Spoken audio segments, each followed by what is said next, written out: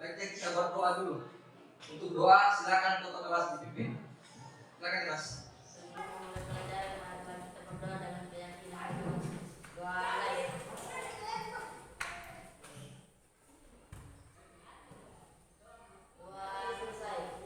Baik, saya perhatikan ada sepertinya beberapa yang tidak hadir.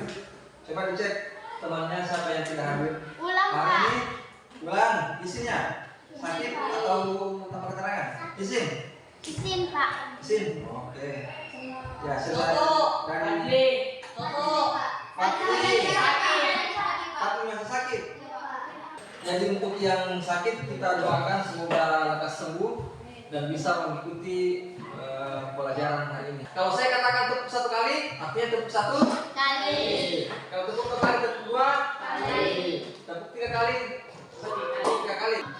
Ketika saya tidak katakan kata tepuk, tidak ada kata tepuk di situ, kalian jangan tepuk tangan. Paham? Oke. Tepuk satu kali, tepuk dua kali, tepuk tiga kali, tepuk tiga kali, tepuk dua kali, satu kali. Pada pertemuan sebelumnya kita belajar tentang kerajaan-kerajaan Hindu Buddha yang ada di Indonesia, ya, kerajaan-kerajaan Hindu di Indonesia. Jadi pada zaman dahulu kala terdapat banyak atau beberapa kerajaan Hindu Buddha yang ada di Indonesia. Itu tersebar di beberapa titik, di beberapa tempat di Indonesia. Salah satu contohnya misalnya kita sebut kerajaan Majapahit atau Sriwijaya yang kita pelajari pada sebelumnya. Pada zaman dulu itu kayak Sriwijaya, Majapahit ada kerajaan besar yang ada di Nusantara kita. Otomatis kalau ada kerajaan besar seperti itu pasti ada peninggalannya, ya kan? Nah, pada hari ini kita akan belajar tentang peninggalan pada masa Hindu Buddha itu. Artinya peninggalannya kerajaan Hindu Buddha. Nah, tujuan besar pendidikan bukanlah pengetahuan, tetapi tindakan.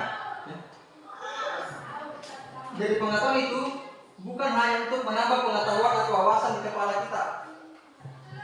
Tujuan lainnya adalah untuk membentuk tindakan atau perilaku kita. Ya. Apalah gunanya kita, apalah gunanya cerdas, pandai, kalau sikap atau perilaku kita buruk. Jadi hari ini kita memiliki dua tujuan pembelajaran. Yang pertama, peserta didik mampu mengidentifikasi peninggalan-peninggalan masa Hindu Buddha dengan tepat. Yang kedua, peserta didik mampu menganalisis manfaat peninggalan-peninggalan masa Hindu Buddha dengan tepat. Bapak akan tayangkan sebuah video tentang materi kita hari ini.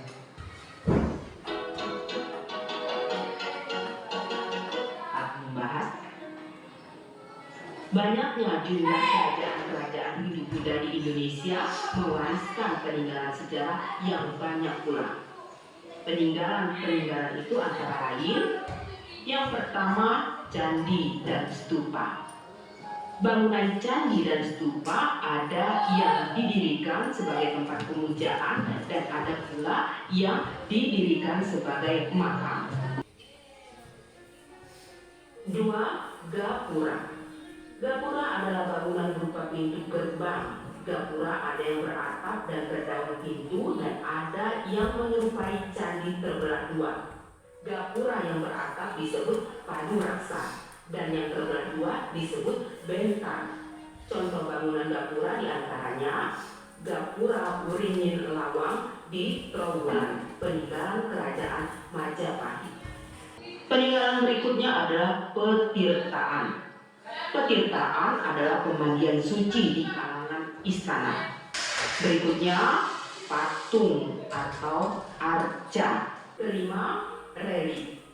Relief adalah seni pahat pada dinding suatu bangunan atau candi. Keenam, prasasti. Prasasti merupakan tulisan pada batu yang memuat berbagai informasi tentang sejarah. Peninggalan berikutnya adalah kitab. Kitab merupakan karangan berupa kisah, catatan, laporan tentang suatu peristiwa atau sejarah. Peninggalan berikutnya adalah wayang. Pertunjukan wayang merupakan perpaduan dari seni pertunjukan, seni musik, seni peran, seni sastra, dan seni rupa. Peninggalan yang terakhir adalah pada upacara keagamaan. Contohnya adalah ngaben dan kesodok. Dari video yang telah kalian saksikan barusan, adakah yang ingin ditanyakan? Oh ya, Dimas dulu. Kenapa kebanyakan di Jawa?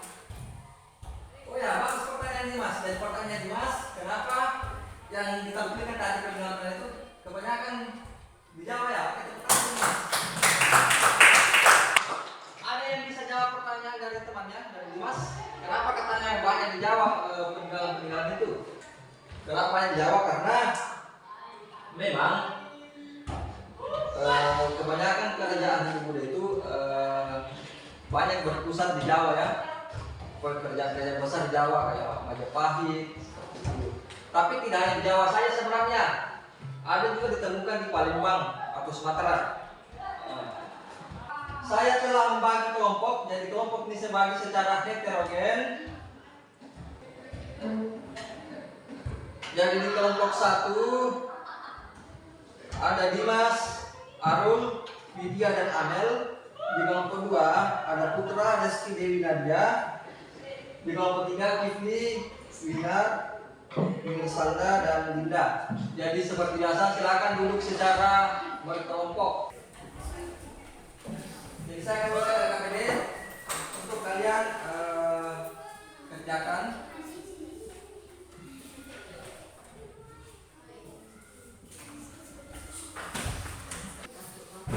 Saya juga akan baca bahan ajarnya. Bahan ajarnya itu untuk membantu kalian menemukan jawaban selain dari buku.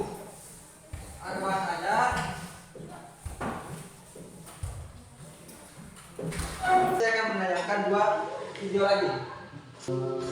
Tepat pukul 4:11 waktu Indonesia Barat, Gong pertanda detik-detik Waisak 2563 PI 2019 dipukul oleh rohaniwan Buddha Biksu Kaisan Paramita Mahasatapira sebanyak 3 kali.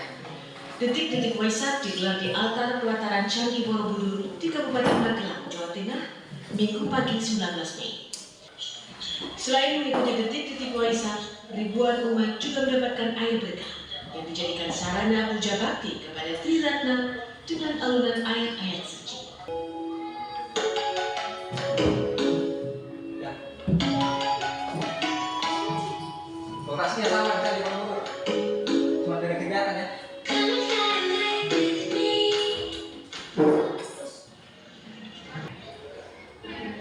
Jangan di ini sila atas, jadi di atasnya full. Ini kan kelihatan. Tapi belum sampai naik ke sana karena lagi mau betul-betul dulu di bawahnya sini ya.